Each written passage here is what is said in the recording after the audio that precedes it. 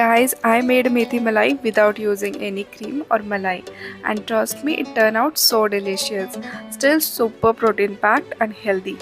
And when I took the first bite, it felt so rich and creamy that I instantly knew this is going to be my go-to methi dish from now on. तर ही भाजी बनवण्यासाठी first थोडंसं पाणी boil करा आणि त्यात garlic, onion, cinnamon आणि इलायची टाका.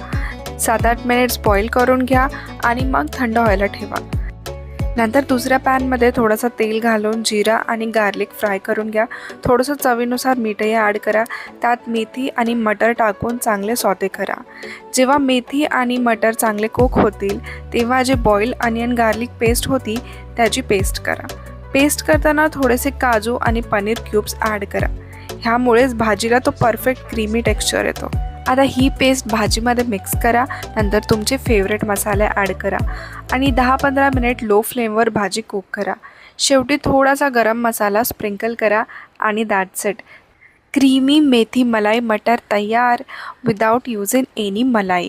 ही भाजी खूप क्विक बनते आणि खायला तर एक नंबर आहे.